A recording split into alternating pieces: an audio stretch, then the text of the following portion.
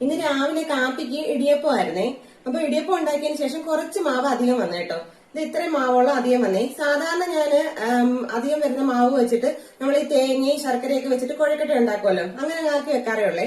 അപ്പൊ ഞാൻ കുറേ ദിവസമാണ് വിചാരിക്കുന്നുണ്ട് നമ്മുടെ ഈ പാൽക്കൊഴുക്കട്ട ഒന്ന് ഉണ്ടാക്കി നോക്കണേ. അപ്പൊ ഞാൻ അങ്ങനെ ആ മാവ് എടുത്ത് മാറ്റി വെച്ചിരുന്നതാണേ.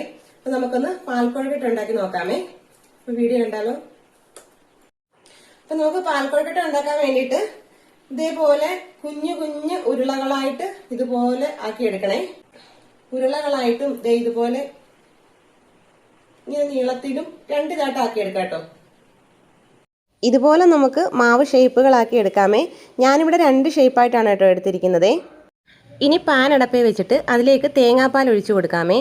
2ാം പാലാണ് നമ്മൾ ആദ്യമേ ഒഴിച്ചു കൊടുക്കുന്നത്. അതിലേക്ക് 1 ഗ്ലാസ് വെള്ളവും കൂടെ, പച്ചവെള്ളവും കൂടെ ചേർത്ത് വേണം തിളപ്പിച്ചെടുക്കാനൊക്കെ ഉണ്ട്. അതൊന്ന് തിളച്ച് വരുന്ന സമയത്ത് നമ്മൾ ഈ ഉരുട്ടി വെച്ചിരിക്കുന്ന മാവും കൂടി അതിലേക്ക് ഇട്ട് കൊടുക്കാമേ.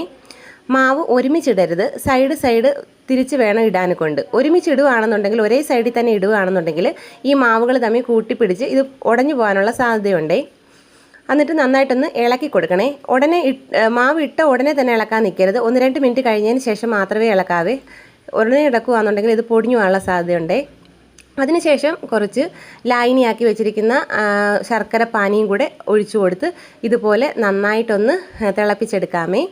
ഒന്ന് ചെറുതായിട്ടൊന്നും കൂടെ ഒന്ന് വേവുന്നിട വരെ ഇതുപോലെ ഒന്ന് ഇളക്കി കൊടുക്കുക. അതിനുശേഷം നമ്മൾ എടുത്തു വെച്ചിരിക്കുന്ന ആ 1ാം പാലും കൂടെ ചേർത്ത് ഇതുപോലെ ഒന്നുകൂടെ ഒന്ന് ഇളക്കി കുറുക്കി എടുക്കാമേ. ഇനി ഇതിലേക്ക് 1 സ്പൂൺ ഏലക്ക പൊടിയും കൂടെ അങ്ങ് ചേർത്ത് കൊടുക്കാമേ.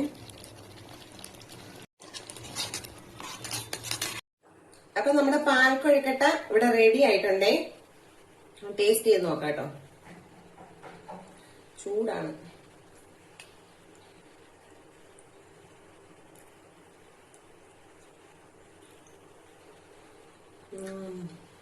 സൂപ്പർ. അപ്പൊ എല്ലാരും ഒന്ന് ഉണ്ടാക്കി നോക്കണേ. നല്ല ടേസ്റ്റ് ഉണ്ട് കേട്ടോ. നമ്മള് സാധാരണ കൊഴുക്കട്ട ഉണ്ടാക്കുന്നതിലും കൊള്ളാം.